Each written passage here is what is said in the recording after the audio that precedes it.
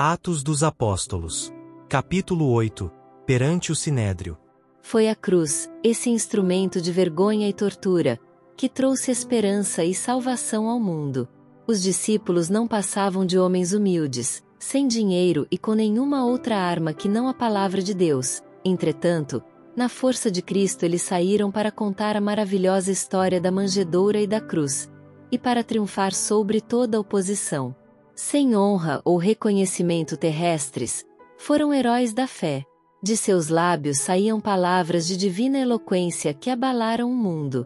Em Jerusalém, onde existia o mais profundo preconceito, e onde prevaleciam as mais confusas ideias com respeito àquele que havia sido crucificado como malfeitor, os discípulos continuaram a falar com ousadia as palavras da vida, expondo perante os judeus a obra e a missão de Cristo, sua crucifixão, ressurreição e ascensão. Sacerdotes e príncipes ouviam pasmados o claro, ousado testemunho dos apóstolos. O poder do Salvador ressurgido tinha sem dúvida alguma caído sobre os discípulos, e sua obra era acompanhada por sinais e milagres que aumentavam diariamente o número de crentes. Ao longo das ruas por onde deviam passar os discípulos, o povo trazia seus enfermos para as ruas e os punham em leitos e em camilhas para que ao menos a sombra de Pedro, quando este passasse, cobrisse alguns deles. Atos 5, verso 15. Traziam também os que estavam tomados de espíritos imundos. As turbas aglomeravam-se-lhes em torno, e os que eram curados prorrompiam em louvores a Deus, glorificando o nome do Redentor. Os sacerdotes e príncipes viram que Cristo era mais enaltecido do que eles. Ouvindo os saduceus, que não criam na ressurreição, os apóstolos declararem que Cristo ressuscitara dos mortos, ficaram enraivecidos, compreendendo que se aos apóstolos fosse permitido pregar um Salvador ressuscitado e operar milagres em seu nome, a doutrina de que não haveria ressurreição seria rejeitada por todos e aceita dos saduceus logo se extinguiria. Os fariseus ficaram irados ao perceberem que a tendência do ensino dos discípulos era solapar as cerimônias judaicas e tornar de nenhum valor as ofertas sacrificais. Até ali todos os esforços feitos para suprimir este novo ensino tinham sido em vão, mas agora, tanto fariseus como saduceus decidiram que a obra dos discípulos devia ser contida, pois estava demonstrando serem eles os culpados da morte de Jesus. Cheios de indignação, os sacerdotes violentamente lançaram mãos de Pedro e João e os encerraram na prisão comum. Os guias da nação judaica tinham assinaladamente deixado de cumprir o propósito de Deus para seu povo escolhido. Aqueles a quem o Senhor tinha feito depositários da verdade provaram-se infiéis a seu legado, e Deus escolheu outros para fazerem sua obra. Em sua cegueira, esses guias davam agora amplo impulso ao que chamavam justa indignação contra aqueles que estavam pondo de lado suas acariciadas doutrinas.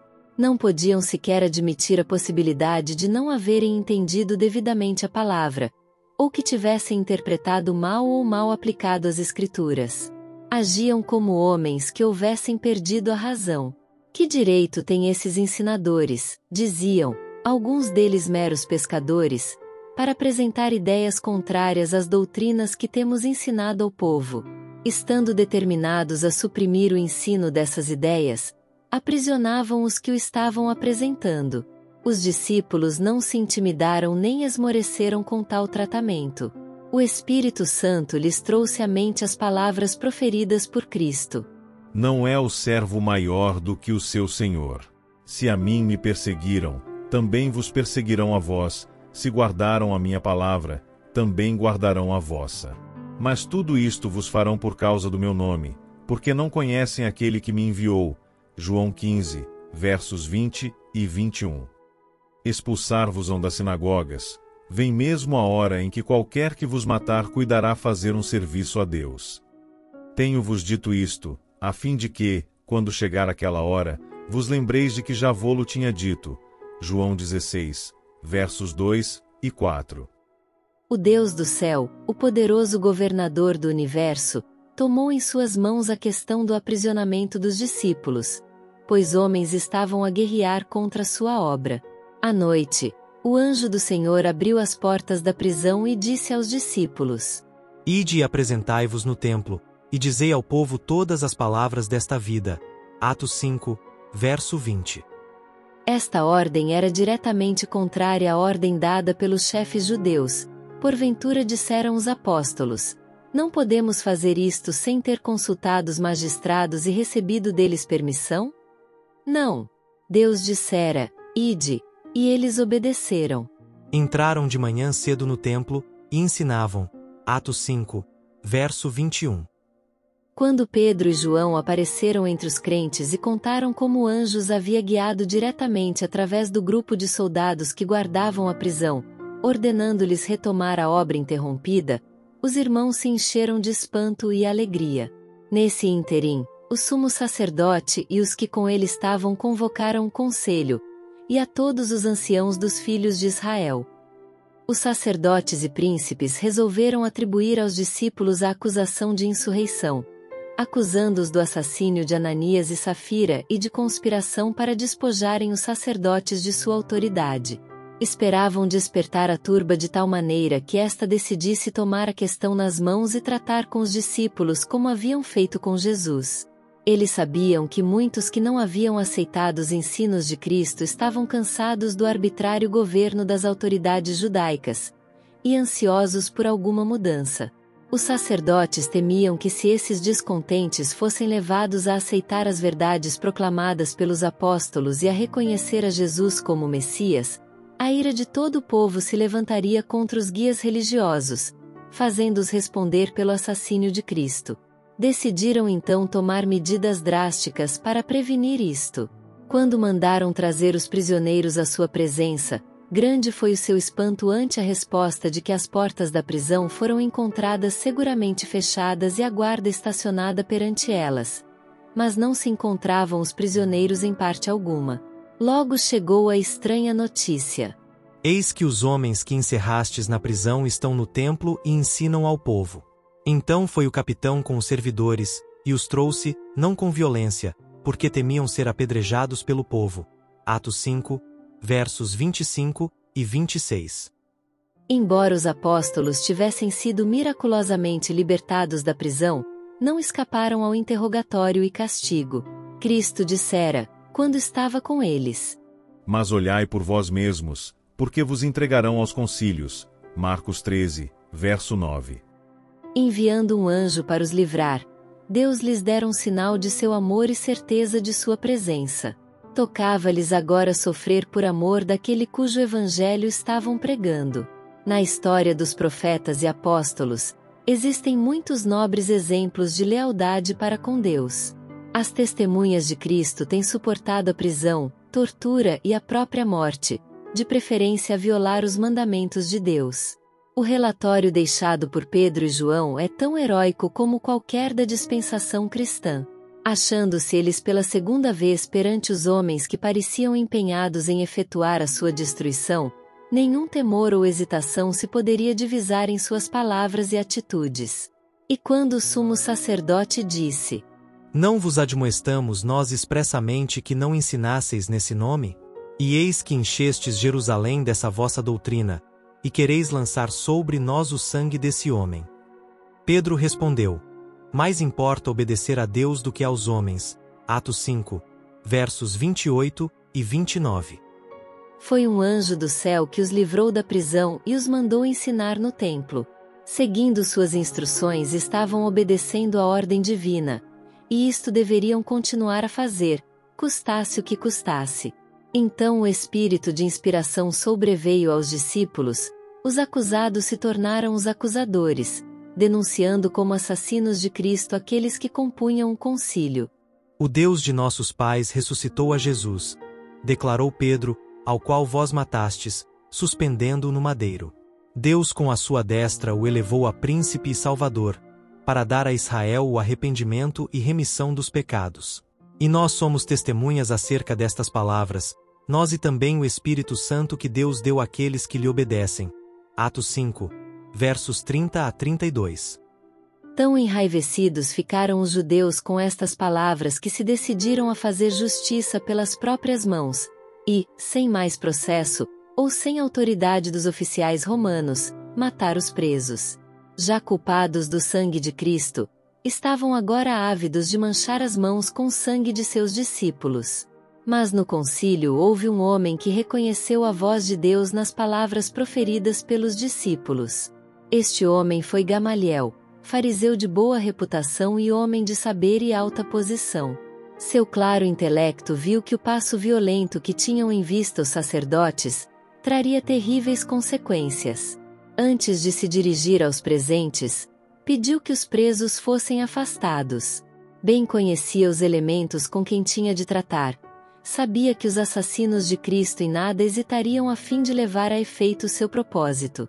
Falou então com grande ponderação e calma, dizendo: Varões israelitas, acautelai-vos a respeito do que haveis de fazer a estes homens. Porque antes destes dias levantou-se Teudas, dizendo ser alguém. A este se ajuntou o número de uns 400 homens, o qual foi morto, e todos os que lhe deram ouvidos foram dispersos e reduzidos a nada. Depois deste levantou-se Judas, o Galileu, nos dias do alistamento, e levou muito povo após si, mas também este pereceu, e todos os que lhe deram ouvidos foram dispersos. E agora digo-vos, dai de mão a estes homens, e deixai-os, porque, se este conselho ou esta obra é de homens, se desfará. Mas, se é de Deus, não podereis desfazê-la, para que não aconteça serdes também achados combatendo contra Deus. Atos 5, versos 35 a 39. Os sacerdotes viram a racionalidade destas opiniões, e foram obrigados a concordar com Gamaliel. Contudo, seu preconceito e ódio dificilmente se podiam restringir. Muito relutantemente, depois de castigarem os discípulos, e ordenando-lhes de novo, sob pena de morte, a não mais pregarem no nome de Jesus, soltaram-nos. Retiraram-se, pois, da presença do conselho, regozijando-se de terem sido julgados dignos de padecer afronta pelo nome de Jesus. E todos os dias, no templo e nas casas, não cessavam de ensinar, e de anunciar a Jesus Cristo. Atos 5, versos 41 e 42. Pouco tempo antes de sua crucifixão, Cristo tinha garantido a seus discípulos um legado de paz. Deixo-vos a minha paz vos dou, não vô-la dou como o mundo a dá. Não se turbe o vosso coração, nem se atemorize. João 14, verso 27. Esta paz não é a paz que se obtém mediante a conformação com o mundo. Cristo jamais comprou a paz condescendendo com o mal. A paz que Cristo deixou a seus discípulos é antes interna que externa, e sempre devia permanecer com suas testemunhas nas lutas e contendas. Falando de si, Cristo disse: Não cuideis que vim trazer a paz à terra, não vim trazer paz, mas espada. Mateus 10, verso 34. Príncipe da paz, era ele não obstante causa de divisão. Aquele que veio proclamar alegres novas e promover a esperança e alegria no coração dos filhos dos homens, abriu uma controvérsia que arde profundamente e desperta intensa paixão no coração humano. E ele adverte seus seguidores: No mundo tereis aflições. João 16, verso 33. Lançarão mão de vós, e vos perseguirão, entregando-vos às sinagogas e às prisões, e conduzindo-vos à presença de reis e presidentes, por amor do meu nome. E até pelos pais, e irmãos, e parentes, e amigos sereis entregues, e matarão alguns de vós. Lucas 21, versos 12 e 16. Essa profecia tem sido marcadamente cumprida. Toda indignidade, toda injúria, toda crueldade que Satanás podia instigar o coração humano a imaginar, tem recaído sobre os seguidores de Jesus. E isso será de novo notadamente cumprido, pois o coração carnal está ainda em inimizade com a lei de Deus, e não se sujeitará a seus mandamentos. O mundo não está hoje em maior harmonia com os princípios de Cristo, do que esteve no dia dos apóstolos. O mesmo ódio que motivou o clamor: crucifica-o! Crucifica-o! Lucas 23, verso 21. O mesmo ódio que levou à perseguição aos discípulos, ainda opera nos filhos da desobediência. O mesmo Espírito que nos séculos escuros enviou homens e mulheres à prisão, ao exílio e à morte, que concebeu as atrozes torturas da Inquisição, que planejou e executou o massacre de São Bartolomeu e acendeu as fogueiras de Smithfield, está ainda agindo com maligna energia em corações não regenerados. A história da verdade tem sido sempre o relato da luta entre o direito e o erro. A proclamação do Evangelho sempre tem sido levada avante neste mundo em face de oposição, perigos, perdas e sofrimentos. Em que consistia a força daqueles que no passado sofreram perseguição por amor a Cristo? Era a união com Deus, união com o Espírito Santo, união com Cristo. A acusação e a perseguição têm separado muitos de seus amigos terrestres, mas nunca do amor de Cristo. Nunca a alma, provada pela tempestade, é mais encarecidamente amada por seu Salvador do que quando sofre a perseguição por amor à verdade. Eu o amarei, disse Cristo, e me manifestarei a ele. João 14, verso 21. Quando, por causa da verdade, o crente se acha perante os tribunais terrestres, Cristo se acha a seu lado. Quando é encerrado entre as paredes da prisão, Cristo se lhe manifesta e com seu amor lhe anima o coração. Quando sofre a morte por amor a Cristo, o Salvador lhe diz: Eles podem matar o corpo, mas não podem matar a alma. Tende bom ânimo, eu venci o mundo. João 16, verso 33. Não temas, porque eu sou contigo, não te assombres, porque eu sou teu Deus. Eu te esforço, e te ajudo, e te sustento com a destra da minha justiça. Isaías 41, verso 10. Os que confiam no Senhor serão como o monte de Sião, que não se abala, mas permanece para sempre. Como estão os montes à roda de Jerusalém, assim o Senhor está em volta do seu povo desde agora e para sempre. Salmo 125, versos 1 e 2. Libertará as suas almas do engano e da violência, e precioso será o seu sangue aos olhos dele. Salmo 72, verso 14. O Senhor dos exércitos os amparará. E o Senhor seu Deus naquele dia o salvará, como ao rebanho do seu povo, porque como as pedras de uma coroa eles serão exaltados nas suas terras. Zacarias 9, versos 15 e 16.